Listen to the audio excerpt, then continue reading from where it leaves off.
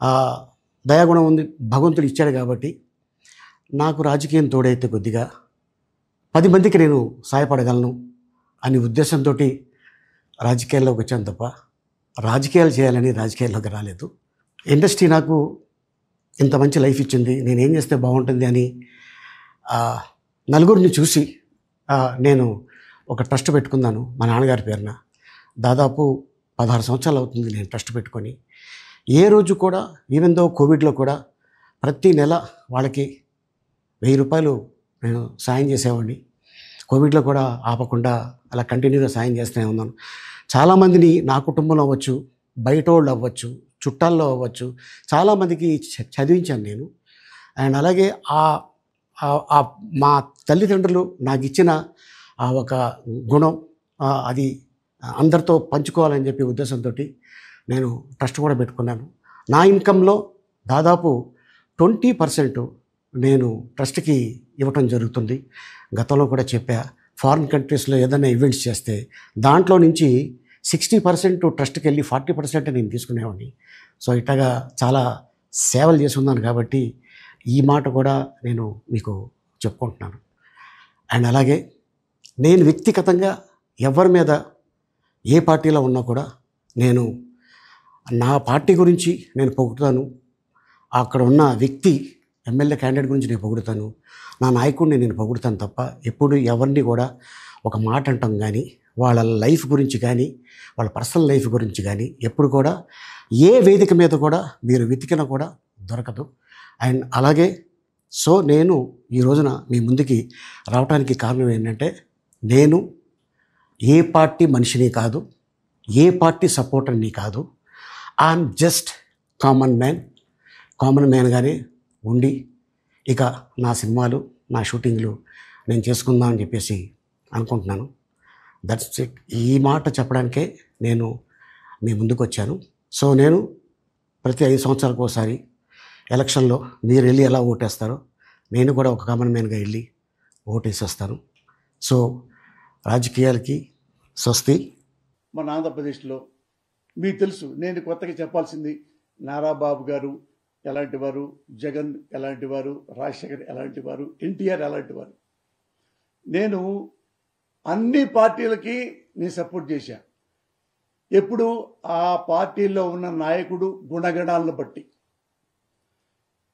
అన్ని పార్టీల్ని విమర్శించా. ఎప్పుడు ఆ నాయకులు ఎవరెవరైతే ఆ నాయకులు ఉన్నారో అప్పట్లో ఆ పార్టీకి వాళ్ళు తప్పులు చేస్తే విమర్శించా. తప్పులు చేయకుండా నేను ఎవరిని విమర్శించలా.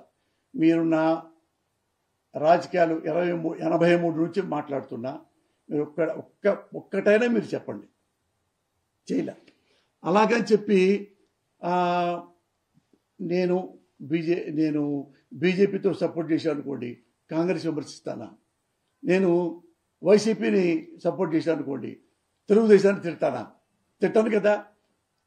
అక్కడ ఎప్పుడైనా తప్పు చేస్తేనే. ఇన్ని సంవత్సరాలుగా నా రాజకీయాలు ఎలా ఉంటాయో మీ మీడియాకి మొత్తం తెలుసు. ఇది ఎందుకు చెప్పారంటే,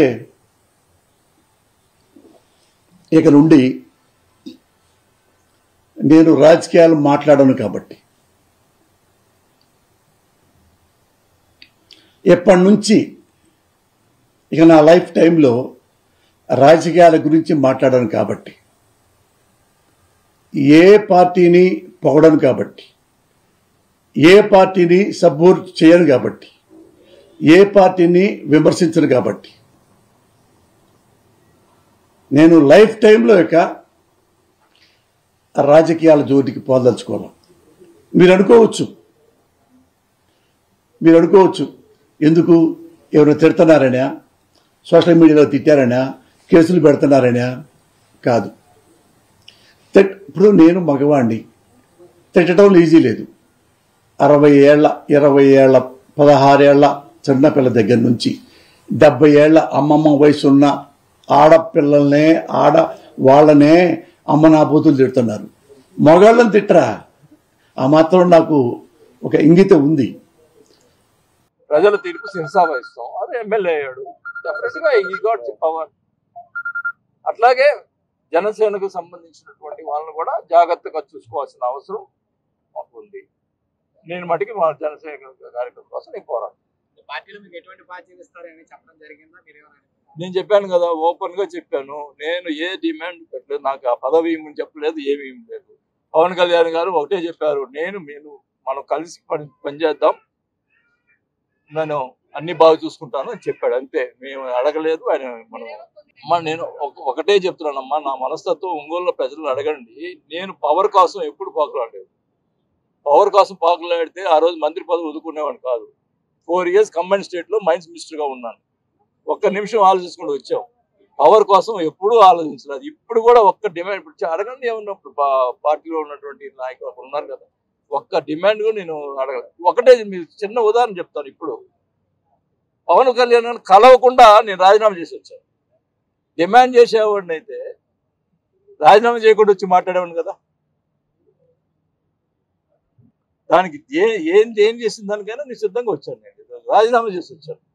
వైఎస్ఆర్ కాంగ్రెస్ పార్టీకి గుడ్ బై చెప్తూ ఈరోజు మీడియా ద్వారా రాజీనామా నిర్ణయాన్ని ప్రజల ముందు ఉంచడం జరిగింది. ఎందుకంటే ఒక రాజకీయ పార్టీ అనేటటువంటిది ఒక కలెక్టివ్ వర్క్. ఎంతోమంది పనిచేస్తే ఒక విజయం, ఒక పార్టీకి సంబంధించినటువంటి కార్యక్రమాల నిర్వహణ ఇదంతా కూడా ఆధారపడి ఉంటుంది.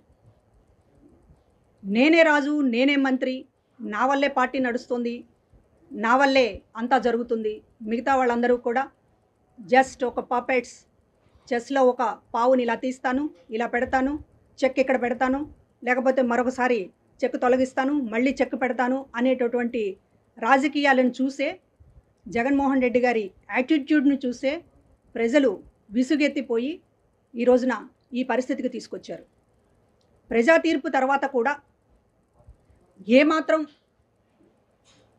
ఒక ఆత్మవిమర్శ కానీ, అసలు ఎందుకు ఇలా జరిగింది అనేటటువంటి ఒక రివ్యూ కానీ ఏ పరిస్థితుల్లోనూ ఇవాళ జగన్మోహన్ రెడ్డి గారు చేయడం లేదు.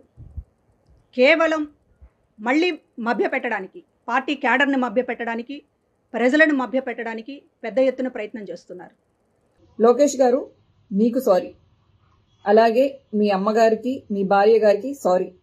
అలాగే అనిత గారు సారీ. అలాగే పవన్ కళ్యాణ్ గారు సారీ. మీ కుటుంబ సభ్యులకు కూడా సారీ. నా కుటుంబాన్ని దృష్టిలో పెట్టుకుని, అలాగే నాకు భవిష్యత్ ఏమీ లేదనుకోండి, నేనేం పెళ్లి పెటాకులు ఇవన్నీ అని అనుకోవట్లేదు.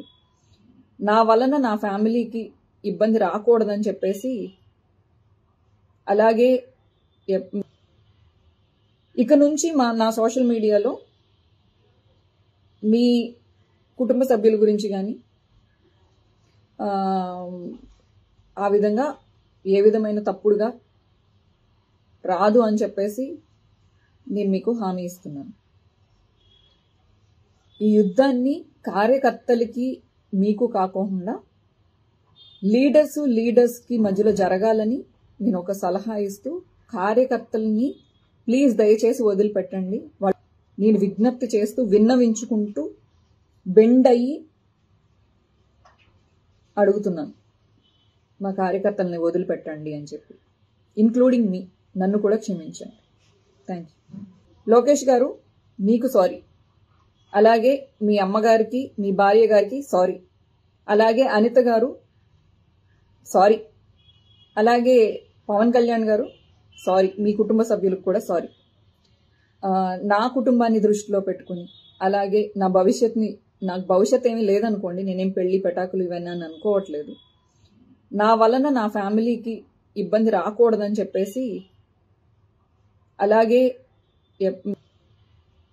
ఇక నుంచి నా సోషల్ మీడియాలో మీ కుటుంబ సభ్యుల గురించి కానీ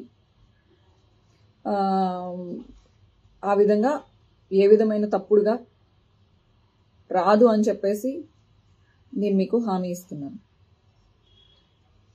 ఈ యుద్ధాన్ని కార్యకర్తలకి మీకు కాకుండా లీడర్స్కి మధ్యలో జరగాలని నేను ఒక సలహా ఇస్తూ, కార్యకర్తల్ని ప్లీజ్ దయచేసి వదిలిపెట్టండి.